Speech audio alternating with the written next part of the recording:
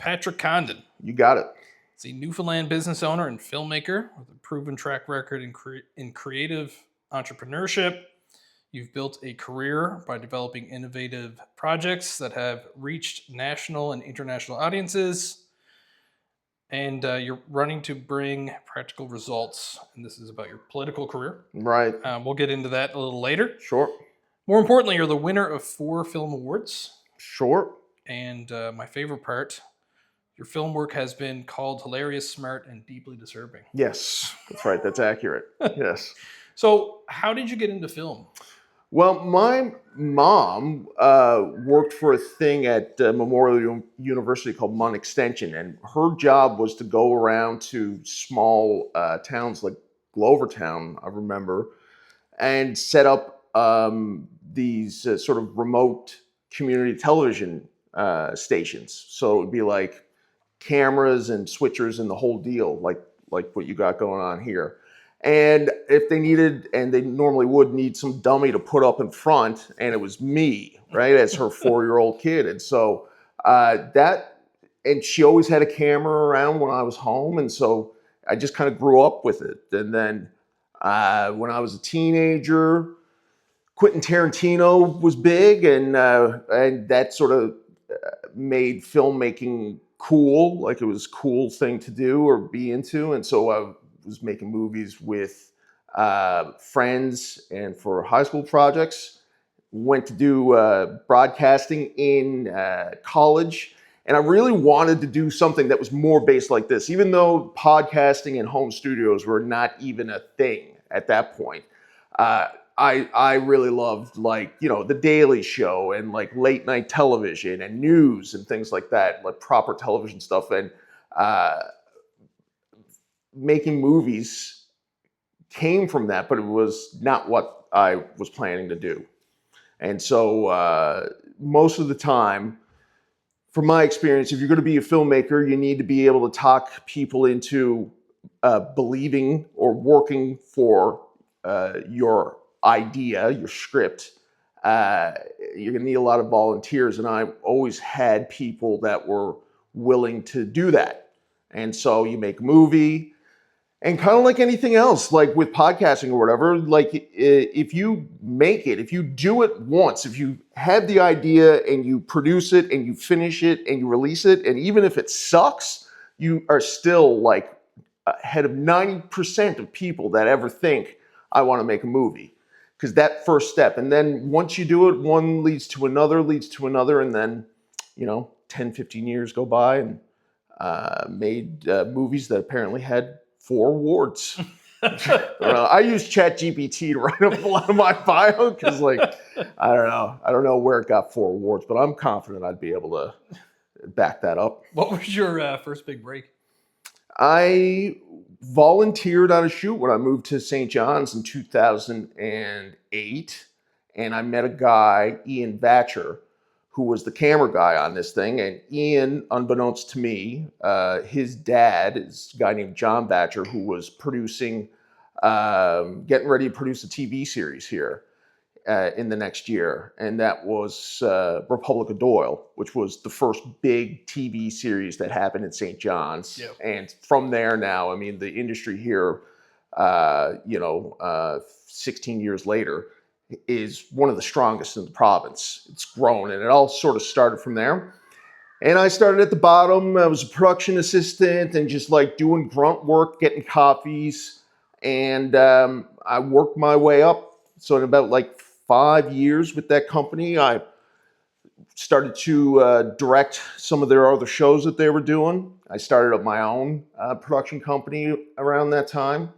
And by the time I finished up with Take the Shot Productions, at that time, I was the only person that wasn't directly connected to one of the families that ran that business that had worked their way up to a position like that. So, so I guess that would be the big break.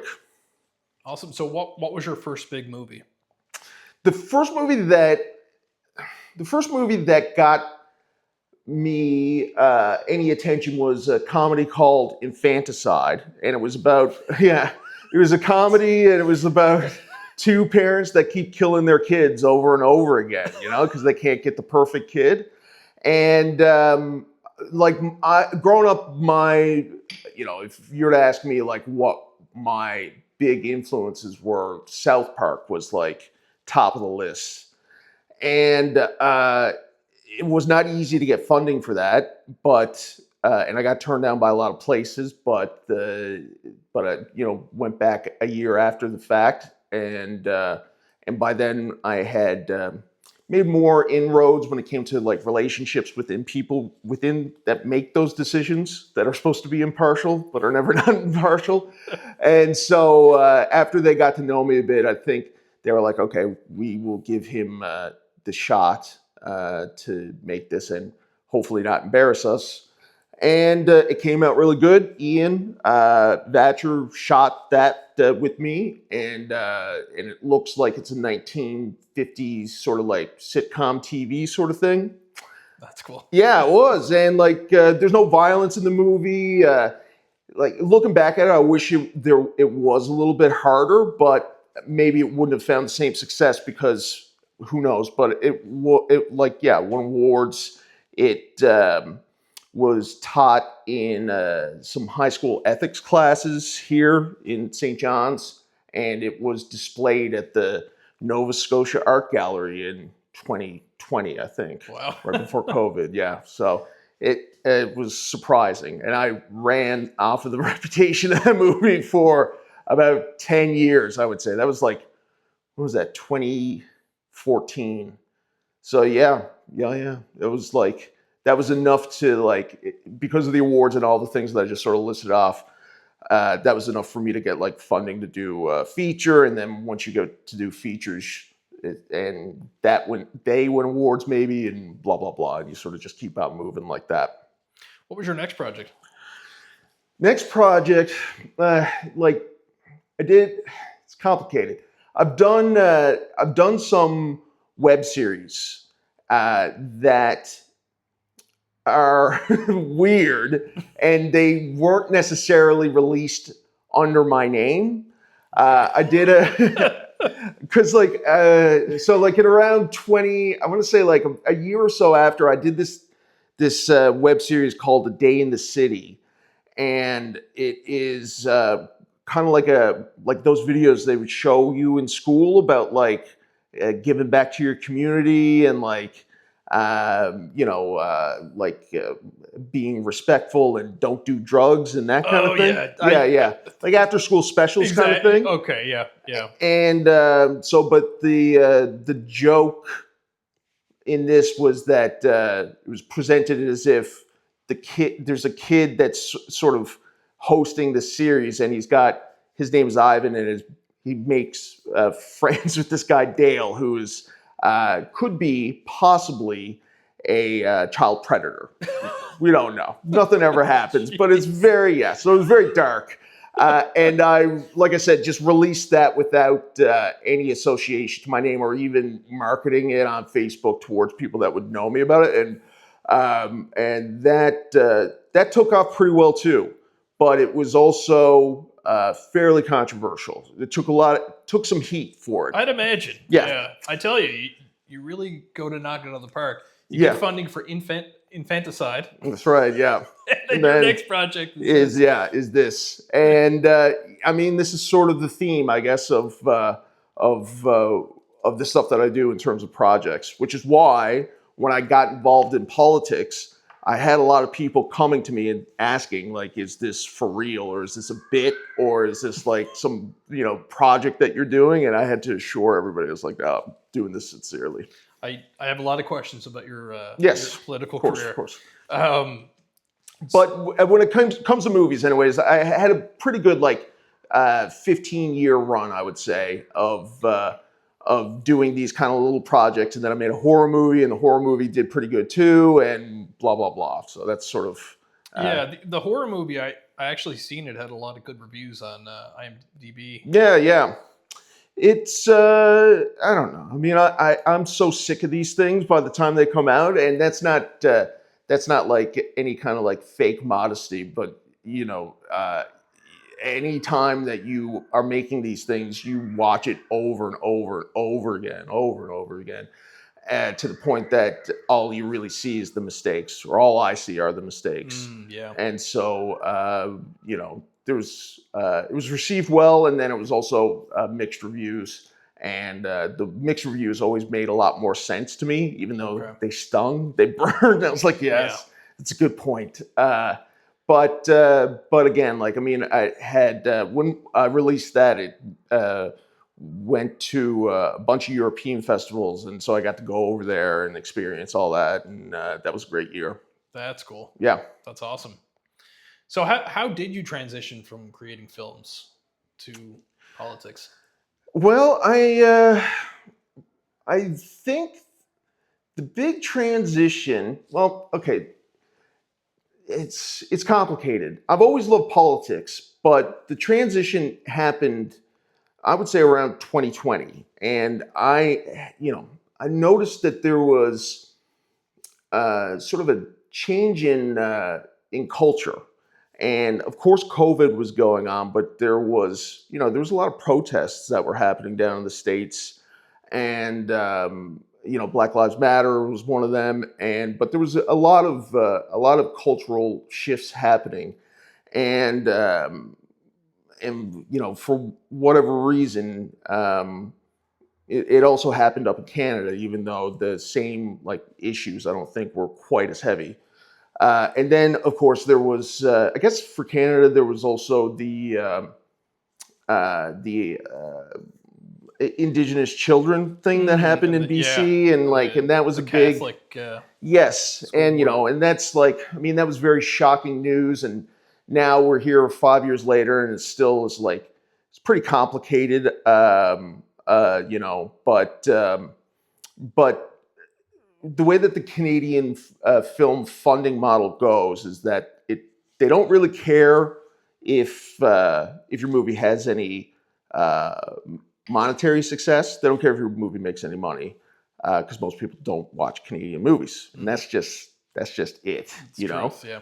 And you can find out from a lot of different people different reasons why they think that's the case. I've always felt that because Canadian movies are made by Canadian government grants, they have an agenda, and the agenda changes based on whatever era we're living through. So when I was going up through school, if there was a movie that was made in Newfoundland, it was heavily fisherman stories, and then at around 2020, the prerogative, I think, of the federal and provincial governments were to feature more people based on their identity. Big time. Yeah, and and that's fine, but it's also not interesting. I think to a certain extent, people don't want to go to see movies based on the identity of the person that's making it. It's it should be about story. Yeah. And for me, it's entertainment. And I've always wanted to make sure that whatever it was, because my movies are very political as well, they're all satire, and there's always a political slant to it, but it's more if you're making a comedy, make sure that it's funny, and if you're making a horror movie, make sure that it's scary. And these are the things that I have wanted to get into, or the reason why I got into doing these things. Making movies. But when you start getting bogged down, and even people who are great storytellers, but the idea is that maybe they got funding based on their identity, it takes away a lot from their talents in the end too. And so long-winded way, once I started seeing this as this is where the future of the industry is, I wanted to change that, and I also wanted to change it in the bigger picture. So it became this jumping off point was seeing the way that these things were happening in this industry, in the film industry, and then seeing it as happening by and large throughout our province and our country. And so that's why I got involved. That's great. Yeah. Yeah. No, it's It's a fine line to have to, and believe me, I've had so many conversations with people at the door in the first, and like when you get to talk to people one-on-one and they really get into what it is that's bothering them. And it's like, it's threading the needle, because I'll have people that start off a conversation, they'll go like, I'm not racist, but this is what I'm seeing. And you go, yeah, like, yeah, it isn't a matter of being against a race or sexuality or whatever. It's a matter of policy that has been instituted to for whatever reason, which we can get into. But it's not a matter of being racist. It's a matter of seeing that that things are not done through merit or fairness anymore. no, and it's affecting a lot of people's quality of life. Yeah. And I, like, myself and my son are big film buffs, and we watch a lot of movies, and just the quality of the storylines and the plot have completely gone off the rails. Yeah. We started watching the original, I'll use the Marvel movies. Yes. So like yeah. Captain America and Thor, and they had, you know, there was a lot of dimension to them. Mhm. They, you know, they had character flaws, and at the end of it, they work through struggle and they get to this place, and then it's all, well, you need a girl boss to come in. Yes. You know, and I remember when Kill Bill came out, she was unstoppable. It was Mhm. amazing. You Yeah. know, and they didn't have to do all of this weird hand-holding narrative Well, dribble. You know, yeah, it's coming out. yeah, and that's the thing. It's like, it's insulting how simplistic they make it, and so the Marvel movies and the universe is a great example, because I think it was like part two of like the end of their final story. I don't know well, but I mean, in the final battle, there was like, it's going on and it's fighting, and then all of a sudden it's like all of the women characters are now, and it was just so patronizing and inorganic, and like patting yourselves on the back, you know, when I think that those things make a bigger impact if it's not slapping you in the face, you know? Yeah, yeah. That people and kids are smart enough to see movies and look at something like a strong female lead, which is like a term I've heard so many times, and has been interpreted as your character is never wrong, and your character is, you know, has nothing to learn, and Has been beaten down by everyone else. Yeah. Exactly, and Yeah. still overcomes it. When Kill Bill is a great example. It's like a strong character is a flawed character that has somewhere to move and learn, and like isn't right all the time, and has a gray area of their morality, and you know, has to make decisions on that. And so that's fairly technical to think about, but the evidence and end result that you see on screen is, again, like something that's very patronizing, and versus something that is cool, you know? Yeah. No, there. I mean, it's not enjoyable when you know what's going to happen. Mm-hmm. You know, I find even in movies where, and the box office is showing it. Like, Oh, yeah. They're hemorrhaging money. Yeah. On these projects, but if the bad person in the movie is a female, then she's not really bad. Yeah. You know, there's something that made her this way. Yeah. And you see that with again in Marvel with Wanda the Witch, or Sure. Yeah. her Yeah. character Yeah. name. Yeah. And it's just very lazy. Yeah. It's like, here is what we want you to think, and the story is far in the background. Yeah. Yeah. And like you said, I mean, that's being rejected by a lot of people. People are just not bothering to go anymore to movies. Yeah. And yeah, like, is that the main reason why? Probably, like, also that they are so formulaic now that movies aren't as interesting as they used to be. There are still some, like, I guess you can call them more independent, Mhm. but like Hereditary came out. Oh, yeah. That movie is like one of the best movies I've Yeah. ever seen. Yeah. Midsummer was Yeah. pretty wild. Yeah. That Ari director is Aster. fantastic. Yeah. Did you Yeah. see, is it Eddington? The one that he just had out that was about COVID? No.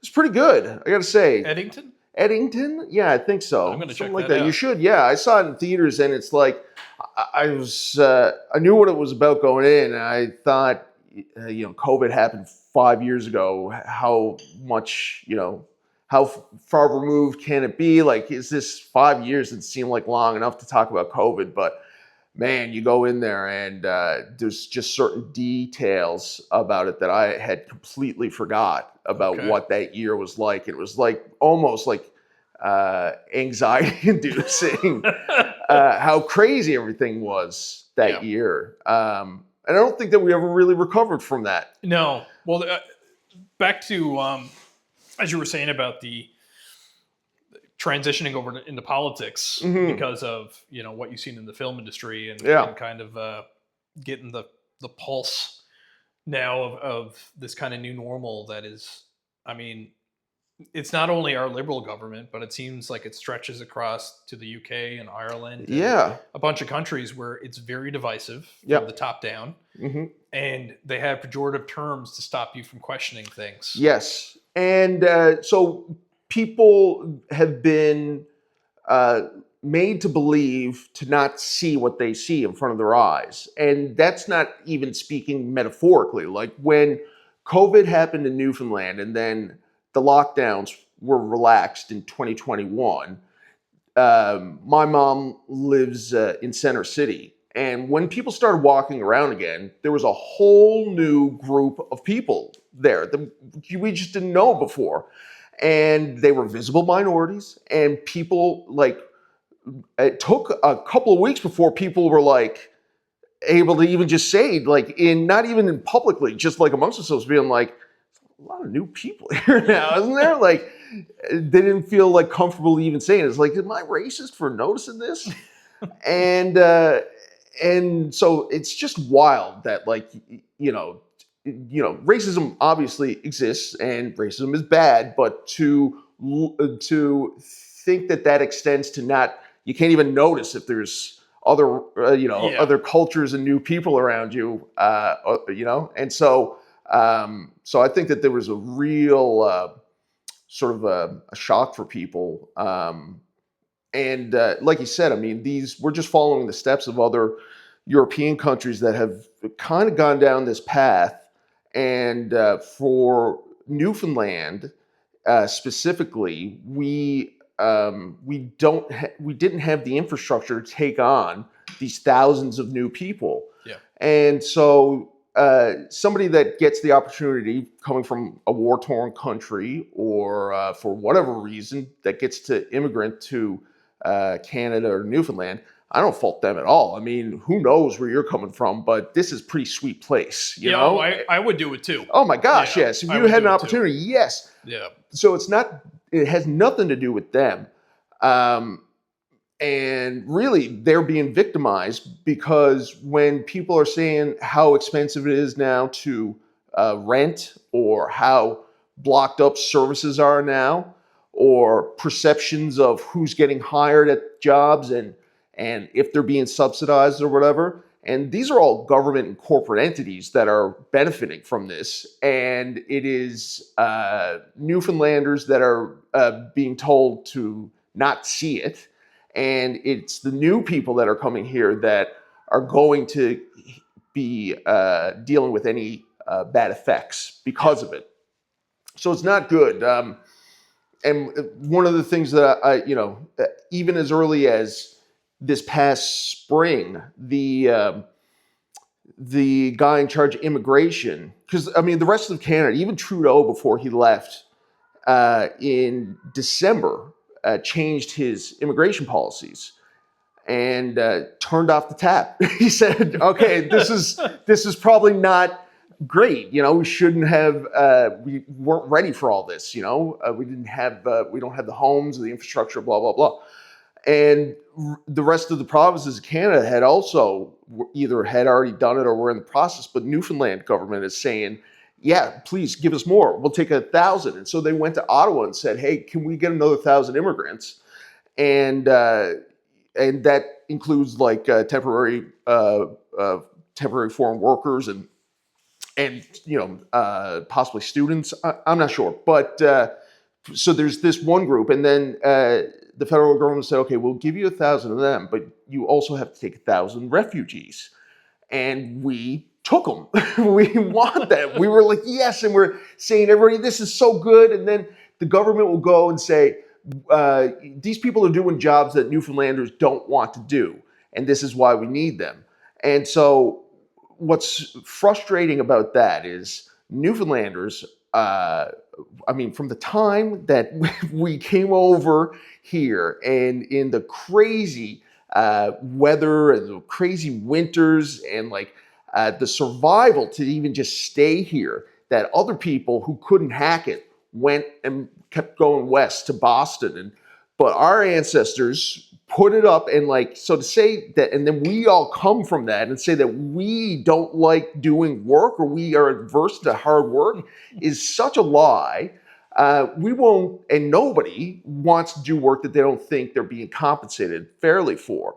So if you go and you work at a fast food place and you work 40 hours a week and you're being paid as little as legally possible by your manager, and he doesn't care about your schedule, and yeah, you're a full-time, but we're not calling you full-time, so we're not going to give you benefits, and we're not going to let you, we're not paying into a pension for you, and then turn around and say, you guys don't want to work for us, and then say, instead of changing any of that, saying, we're just going to bring in a bunch of people who are hard up here, that when they come here, if you're a temporary foreign worker and you turn down shifts at work, if you work less than 40 hours, and you're gone, right? So they have a workforce now that that is obligated, that has to work, and so they can be taken advantage of in that respect. And then there's the question of how much subsidizing is the government doing for the rest of the workers. I never realized that they could be bullied into these shitty positions where it's like you're taking the shift or you have to leave. Exactly. Yeah. Wow. Yeah. That's terrible. Well, I tried to hire. I think it was last summer. I tried to hire any student out of the film program that they had out in Stephenville, which is like a different film program, and I think they had 4 graduates, and one of the guys was an international student, and I wasn't offering 40 hours a week. It was sort of like a freelance, come and take it as I can, give it to you sort of thing. And he couldn't do that because he needed to work 40 hours a week on the clock. So you probably ended up at like a coffee shop or Tim Hortons, or Sobeys or wherever, right? Yeah. And so I don't know if he would get any of his wage subsidized by the government, but it kind of doesn't matter because if you are a guy, if you're a manager, your owner at, say, a McDonald's or Tim Hortons or whatever, and you want to, I don't know, like make somebody work just crazy hours or inconvenient hours, these are the people that you're going to go with because they can't say no. Wow. Yeah. Again, these people are being taken advantage of. We have a legal immigration policy, and these groups of people are coming in under the radar, and our infrastructure just can't afford it, something that you mentioned. And you couple with that where it's, we're getting squeezed by inflation. A lot of our money's going out to these forever wars. And then on top of it, the federal government's pushing down all these draconian laws, censorship, gun grabs, don't defend your home. Yeah. And does the PC party, I know federally I've heard Pierre Poilievre mention it, but is that something that the provincial PC party keeps in mind? Are they alert to that? Well, honestly, I don't know. When it comes to what the provincial PC party is going to do, when it comes to firearms, I don't think they plan on changing anything of that. But I also I'm not sure, and I don't want to sort of speak out of turn, but I think that's a federal thing when it comes to like gun ownership. And I only say that because so I know a guy that has We all do. yeah, that he was dealing firearms, and his whole thing was transferring them. Like he had a license to transfer them from the States and sell them up here. And when Trudeau introduced whatever legislation he did after, I think the guy in Atlantic, Canada, who put decals on his car so it looked like a cop car. Oh yeah. I think this was around. This was in COVID too. It was, yeah. Right? And so there was. So I mean, that was. I mean, that was an insane thing that happened, but. It was also catalyst used. You know, it depends on where you're coming from, how you look at it. But I mean, a lot of legislation was passed based on that event. That my friend's business was pretty much kaput. Yeah. Because of the firearms that they were saying were illegal now all of a sudden. And yeah, I mean, so when it comes to stuff like that, I'm a big I'm a big fan of letting people letting people who have not had any mental health issues, any issues with crime, to hold on to whatever they have or whatever they want when it comes to guns. And I don't know anything about guns; it's never been a thing of mine. But from my understanding is that laws like that generally don't do anything to reduce crime, gun violence, or crime, and it hurts the people that have them for the right reasons or their own personal reasons, whether it's hunting or for fun or whatever. Yeah. You can't go with a driver's license to a gun shop. You never could get a gun. You have to go through training. You have to get a license, and I believe in that there's background checks as well. So there already is a process in place to make sure that you should be allowed to have one. And we had across the street a couple of years ago, I woke up one night to the sound of popping. Oh yeah. And I look across the street, my neighbor's door is on fire. So I didn't even know what was happening. It was like 2 a.m. And I called 911, and she's like, "What's your emergency?" And I'm like, "I think the house across the street's on fire." Like, I was so tired. And she goes, "Well, is it?" And I'm like, "Yeah, it is. It is." So me and some neighbors went out and got buckets of water and put out the door. And what happened was there was some dispute with a grandson of this grandmother that lives in the house. And these two 20-something-year-old kids drove up, shot the windows out, and then threw a Molotov cocktail at the door. Wow. And lit it up. And so, the police came over and interviewed us, and I told them my account and all that. And then it comes out that they were arrested, and they had 3D printed guns. They had some 3D printed, I guess, uppers and lowers for guns. Yeah. So, like, you can ban the weapons from people who are registered to these guns. And, like, the serial number is registered to your name. So if you shoot somebody and you're telling people that you shot them. Yeah. Yeah. So it's if they're registered firearms, in my opinion, and I believe maybe the police chief in Calgary said, taking these weapons away from card-carrying Canadians who went through the process to obtain these aren't the people you have to worry about. It's the people that are driving down to the States, getting guns illegally, and using them for crime.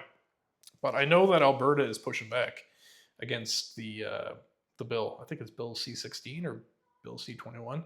So they're actually pushing back and saying that we're not going to do that.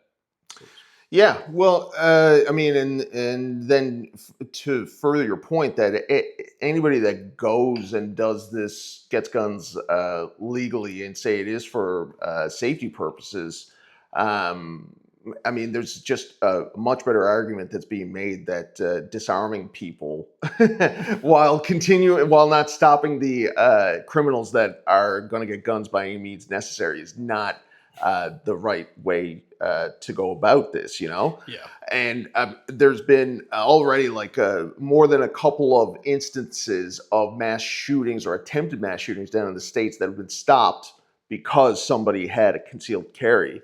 And that when it comes to it, you know, and everybody sort of like gets, oh, we can't imagine having armed guards in our schools or in our churches.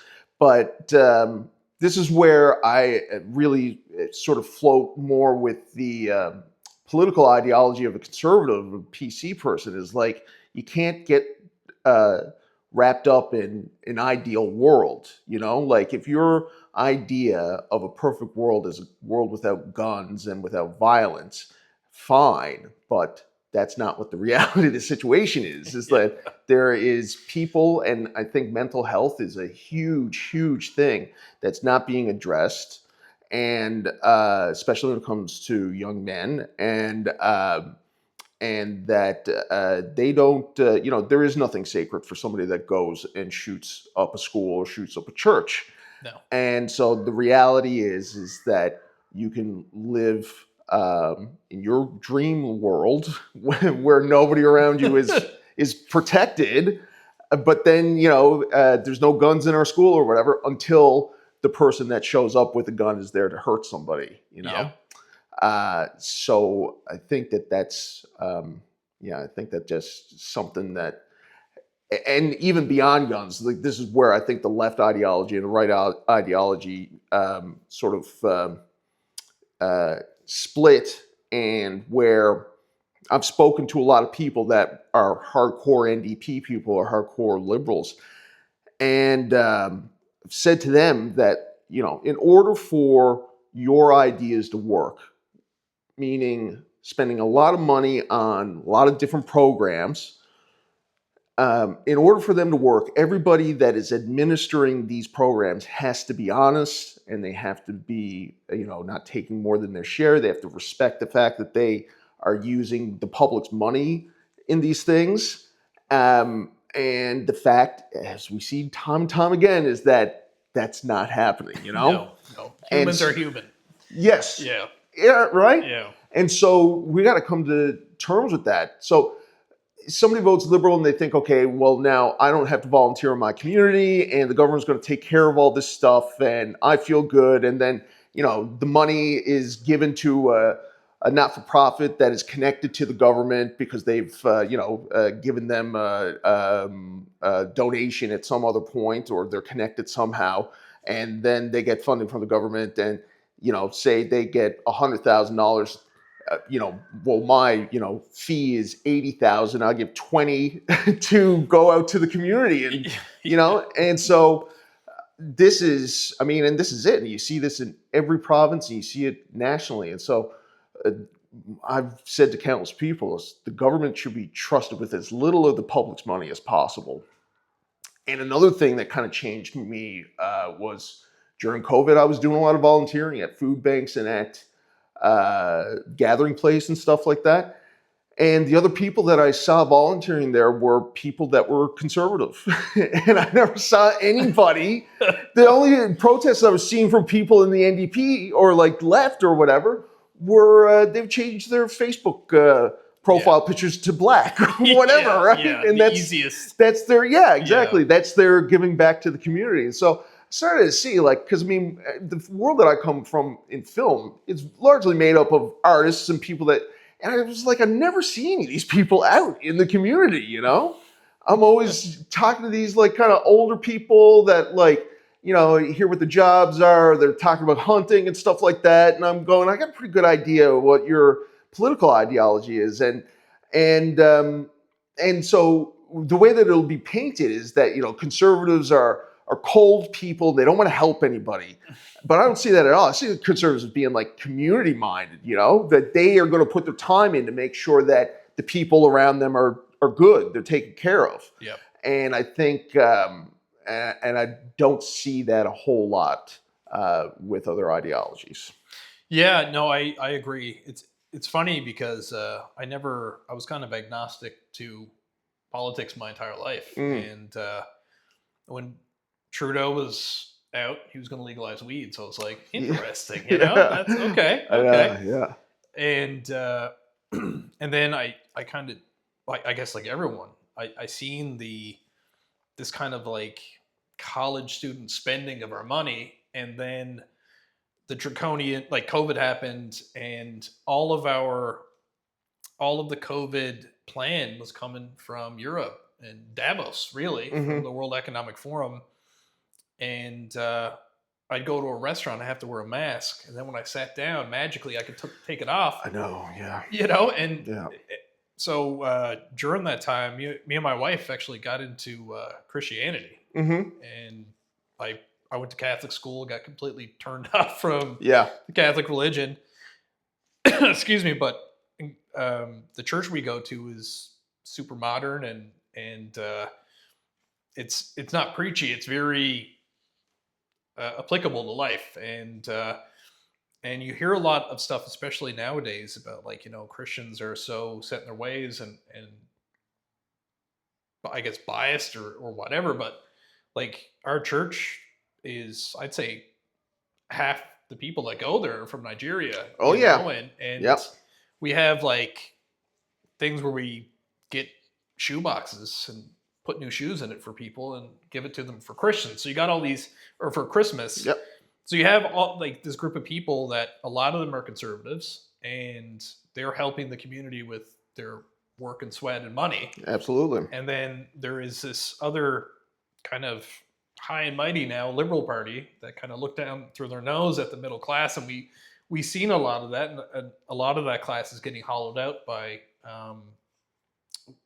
the bills they're putting through, and they're talking about taking away gas-powered vehicles in a place that's super cold, and the batteries don't last that long. And a lot of these people are driving trucks and they have work to do. So it's very, it's nice to see the victory. And, yes. Well, yeah, and I really I believe that that Tony Wakeham is I know he's a good man. I've spoken to him on more than a couple of occasions about what he wants for the province.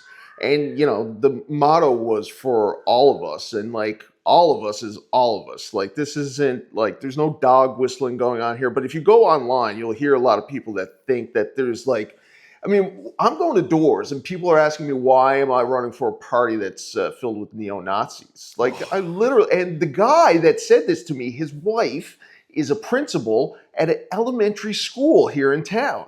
And so, like, this is what you're up against, and it's people who, however they got informed about this, but they think, I've gone to many doors where they think that I'm a racist, or they think that I'm a bigot, or they think that that's what we represent. And I try to, explain to them, no, for me, conservatism is like, again, smaller government, responsible governance, looking at the deficit and leaving people with more of their money. And this is what drew me to it. And this is what I think that the province needs. But I have seen with my own eyes that you cannot convince anybody else of this. And so you're going to doors and you're up against people who think that this is hate. And people have told me that they can't vote for us because they have daughters, and like, what about the women's rights? Like, wow.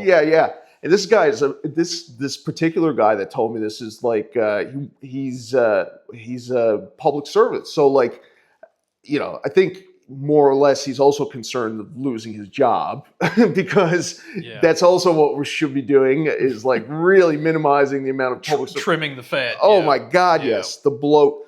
And so, but I mean, for him, I guess it's more ethically superior to say that he's doing it for protection of his daughters. It's like we have no interest in doing anything like that. Like, It's we're ludicrous. beyond all this. Like, we're in some serious stuff here. Like, what we are looking at is like the province is getting close to bankruptcy, you know? And we have seen an expansion of the size of government here in Newfoundland since 2020 of 20%. And so it's huge. Now, I mean, I do have my feelings about a lot of these, ideologies when it comes to gay marriage or abortion or whatever. But it's really besides the point. Like, we can talk about all that stuff another time. Like, we need to look at this right now. Like, the finances is what. And I can't believe that it takes like a filmmaker to try and go around and tell everybody, like, it's got to be about like financial responsibility now, guys. You know? So, yeah. That's it. That's the end of that. Yeah. Last question about the PC party and the political side of your career. So one thing I wonder, and it's the pejorative on this is going to be conspiracy theory, but it is something that has been talked about. I notice up in the federal ranks of the government.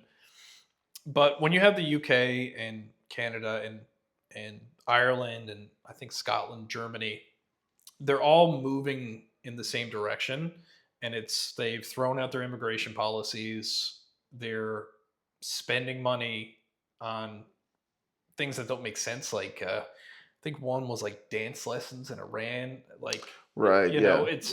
They're throwing away money, and then they all have pro censorship bills. Like the one just got thrown off the table here, which is great. I think it was Bill C8. It was they could talk to the internet service providers and get information, get data. Okay. So that got tossed out by the Conservative Party, which was fantastic. Yeah. But and in the UK, 25,000 people were arrested for Facebook posts. Yeah. 400 were arrested in Russia. 25,000 were arrested in the UK. Yeah. But when you see all of these countries that are under democratic liberal governments, and they're all working in lockstep, and it really matches up to the World Economic Forum 2030 plan. I mean, is that something that's talked about within the party? I got to be honest with you. When it comes to political ideology, I don't think I've had one conversation with anybody within the PC party about that at all. Gotcha. Yeah, and it's and I've said this to a couple of people. It's like in my initial sort of like intake interview, they asked me, sort of about not that specifically, but stuff like that. And then like when you get together about stuff, it's like it's more like it's more about strategy, I would say, like election strategy. Now that they are in government and how they go about it, I don't know, but you know, and I don't even know like if they can concentrate on something like a uniformed. I don't want to say conspiracy, but I see what you're saying. It's like it's kind of like it's an ideology that has taken over a lot of the Western world, and so how that affects Newfoundland, I would say, could be significant because of again, mostly like what our immigration laws are, and I think that. And I think that we got to be on top of that But I don't know what I don't know what anybody thinks about that, to be honest with you. Okay, fair enough. Fair enough. If I wanted to talk about what I believe about all that, I think that there is.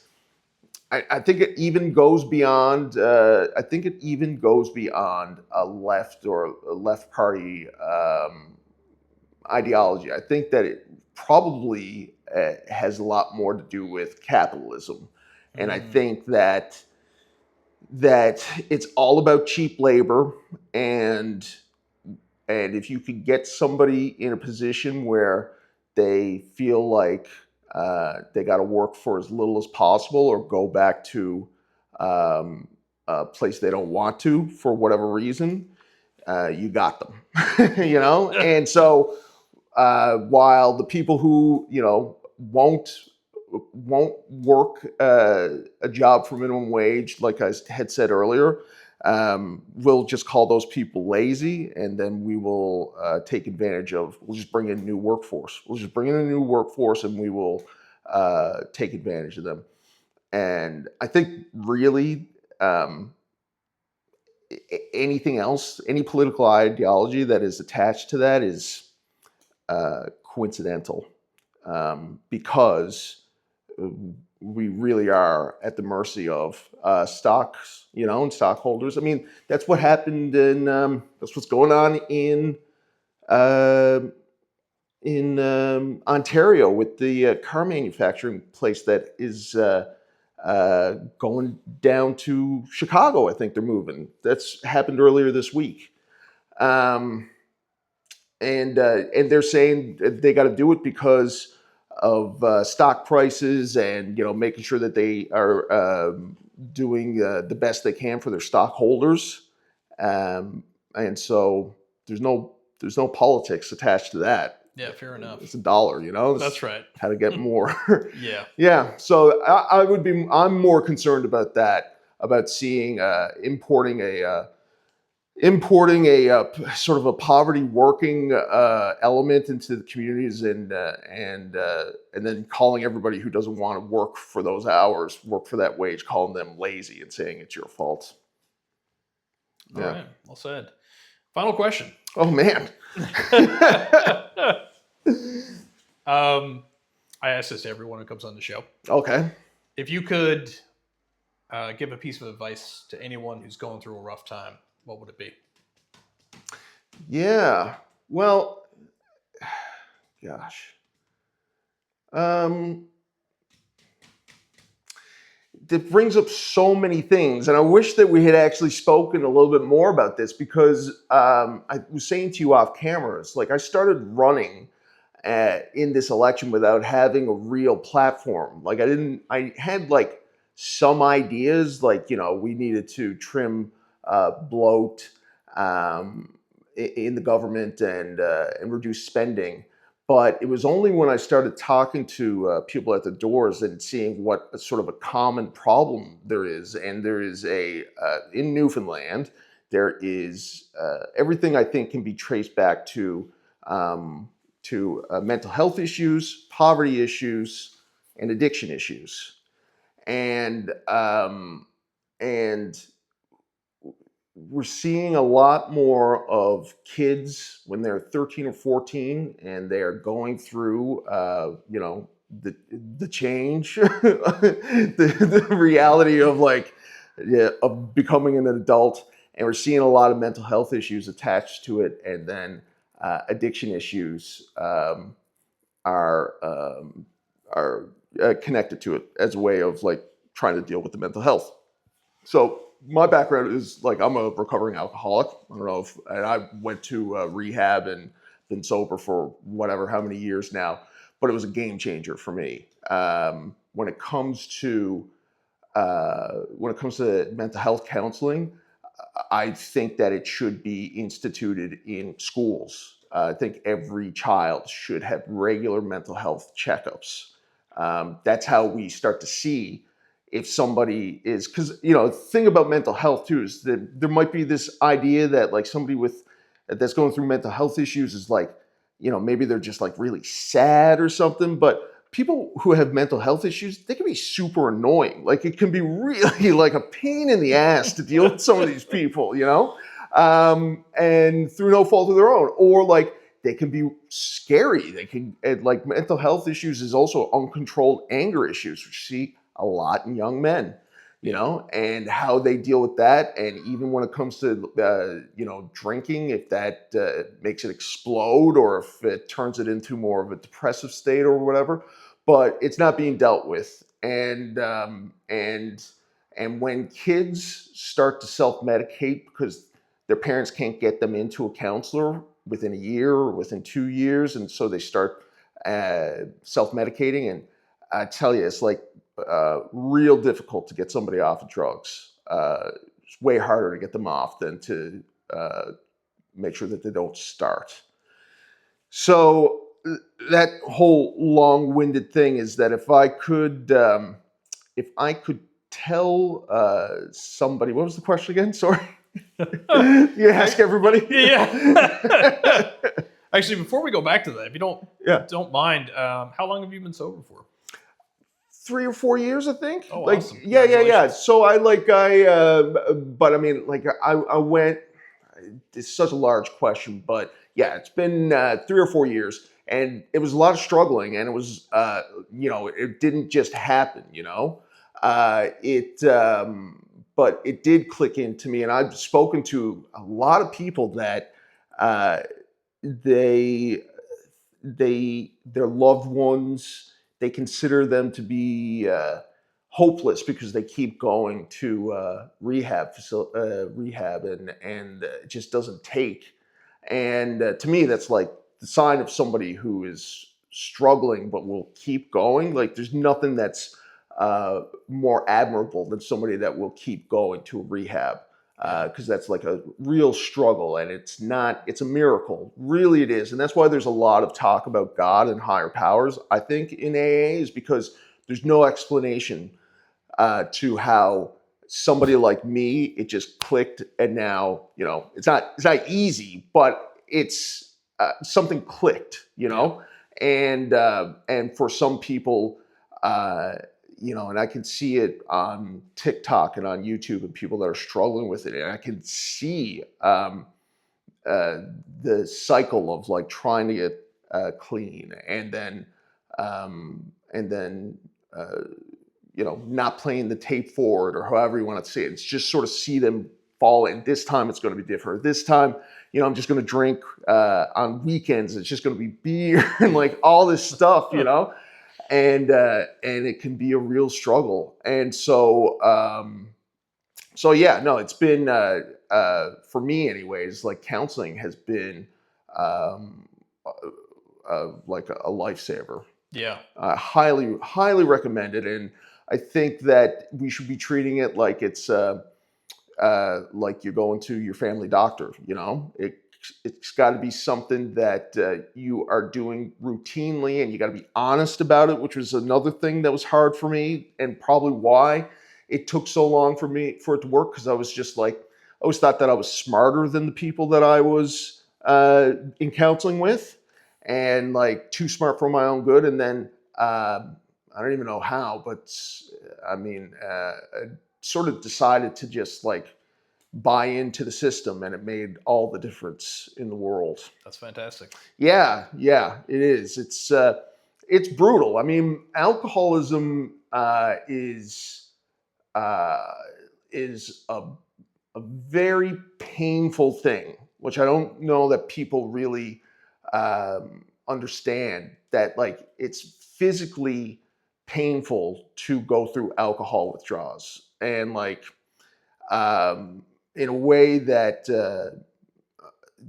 is, I mean, just completely debilitating. And I don't know really when the point was that I started to sort of like go over a threshold when it came to drinking, but I think it probably was about like 20 years ago it started to develop into a problem. But you know, I certainly wish that I had never drank in the first place. It would have been a lot easier. Yeah. And, you know, I think one of the things that helped is that is that a lot of the times, like people go into a social situation or something, they're like, how am I going to do this if I don't drink? Or how am I going to hang out with my friends? Like our friendship is based off of drinking, you know? And that's cool, right? But I mean, most people are a lot more pleasant to deal with when they're sober. You know? It's true. Yeah. And so you got to get over that, and that's something that's the advice I would give to all the boys out there, all the boys. It's like, don't worry if you feel like you shouldn't be drinking, or you wish that you could go out and socialize without drinking. Just give it a shot. It's fine. It's fine. Well said. Yeah. The final question, in which you answered it well, but if you could offer a piece of advice to somebody going through a rough time, what would it be? Yeah, I guess, if you're going through a rough time, it's so cliche, but it's like you got to just know that it's going to pass, right? Like this too shall pass has always been something that I've looked at. I imagine that would be something that is said a lot here. If you're going through a rough time, actually, I got something now. I got something. Okay. And this is from the Hall of Fame speech of Scott Hall, 𝐸𝐮𝐬𝐫𝐸𝐻. I love it. Yes, and he said, hard work pays off, and dreams come true. Bad times don't last, but bad guys do. Beautiful. Thank you so much for coming. Absolutely. On, really appreciate it. For sure.